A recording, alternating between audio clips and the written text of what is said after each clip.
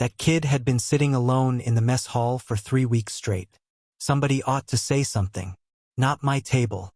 Cash and Hole fixed things for a living, which meant his days unfolded in predictable rhythms. Diagnose, repair, log, repeat. Crossroad Station hummed around him constantly. A relay hub stitched together from 40 different cultures and twice that many languages. Cashin had learned years ago that the quietest way to survive a place this loud was to focus entirely on whatever was broken in front of him. He noticed the girl on a Tuesday mostly by accident. She sat at the far corner table near the recycling chutes, the spot nobody wanted because the ventilation hummed too loudly there. Her tray sat untouched in front of her, containing some lavender mush the cafeteria called nutrient paste that nobody who had a choice ever actually chose. She wasn't crying. She wasn't fidgeting. She simply existed there, small and still, the way a person looks when they've decided that being noticed isn't worth the disappointment of being noticed the wrong way. Cashin had walked past that table for 3 weeks without thinking twice about it. Crossroad Station processed thousands of transient workers, diplomats, refugees, and contractors every cycle, and a quiet child sitting alone was statistically not unusual. What changed his mind was the sandwich. He'd packed 2 that morning out of habit. His shift partner had transferred out the week before, and Cashin hadn't yet adjusted his routine. Standing in line with an extra meal he didn't need, watching the girl ignore her nutrient paste 14 tables away, the math resolved itself before he'd consciously decided anything. He sat down across from her without asking permission because asking felt like it would turn the moment into something formal and strange. He tore the sandwich in half. "You don't have to eat that paste stuff," he said, sliding half the sandwich across the table. "Tastes like sadness, if you ask me." The girl looked at the offered food, then at him with eyes the color of warm honey held up to lamplight. She didn't reach for it immediately. "I am not permitted to accept gifts from strangers," she said in careful, formal coalition standard that sounded rehearsed, like a rule memorized rather than understood. "It's not a gift," Cashin said. "It's lunch. Completely different category. Ask anyone." Something in her expression shifted. Not quite a smile, but the early architecture of one. She took the sandwich. Her name, she eventually told him over the following days, was Tessely. She didn't offer a surname, and Cashin didn't press because pressing seemed like exactly the wrong instinct around someone who had clearly spent a long time being careful about what she revealed. They fell into a rhythm. Cashin packed 2 sandwiches every morning, sometimes 3 if he remembered she liked the spiced root vegetable better than the standard protein filling. Tessely, in turn, started arriving at the cafeteria 15 minutes earlier than her usual time, claiming the same corner table and watching the door until he appeared. He learned she liked puzzles. He learned she counted ceiling tiles when she got nervous. There were 206 between the cafeteria entrance and her table, and she'd memorized the number without meaning to. He learned she was being tutored aboard the station by someone she referred to only as the steward, a word that carried more weight than Cashin initially registered. He never asked where her parents were. She never offered.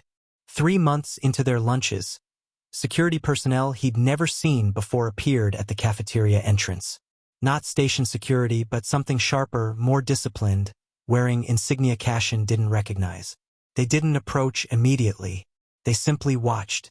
Tessely noticed them before Cashin did. Her shoulders tightened. "They're early," she said quietly. "Early for what?" She looked at him with an expression that had finally, after 3 months, stopped being careful. "I have to tell you something, and I need you to not be strange about it afterward." "I'm extremely capable of not being strange," Cashin said, which wasn't entirely true but felt like the right thing to promise. "My grandmother," Tessely said, "governs the Venere Compact. All 41 systems." Cashin set down his sandwich. The Venere Compact wasn't a minor regional alliance. It was, by most measured standards, the single largest governing body in this entire sector of the galaxy, older than the Coalition, wealthier than most star clusters, and run, apparently, by a woman whose granddaughter had spent 3 months eating cafeteria sandwiches in the loudest, least desirable corner of a mid-tier relay station. "Why?" he said slowly. "Were you sitting alone for 3 weeks before I noticed you?" "Because everyone who knew who I was treated me like glass," Tessely said. You didn't know. You just gave me a sandwich. The steward arrived moments later, an elderly venery official with silver-threaded robes and an expression of profound, barely restrained relief. Behind him, walking with unhurried authority, came a tall woman whose presence rearranged the entire cafeteria's attention without her saying a single word. Her resemblance to Thessaly was unmistakable. The same honey-colored eyes, sharpened by decades of governing instead of softened by them. She studied Cashin for a long moment.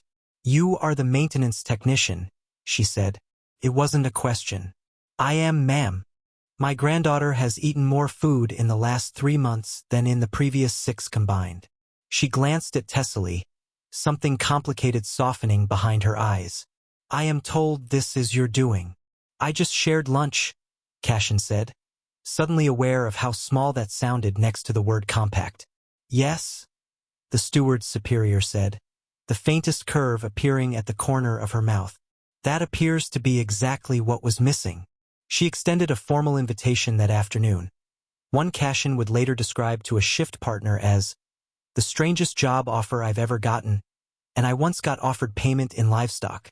Thessaly's grandmother didn't ask him to leave his post. She asked him to keep doing precisely what he'd already been doing, now with appropriate security clearance and significantly better sandwiches. Cashin still fixed things for a living. He just did it now with an honorary title nobody could quite translate and a standing lunch reservation at a table that no longer hummed with broken ventilation because Thessaly had specifically requested they move somewhere quieter. She still counted ceiling tiles when she got nervous.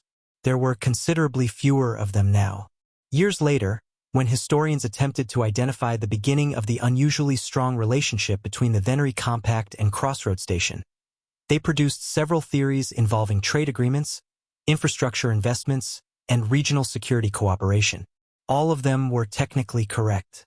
None of them mentioned the sandwich. This was a common problem with historians. The important parts of history were not always the parts that looked important at the time.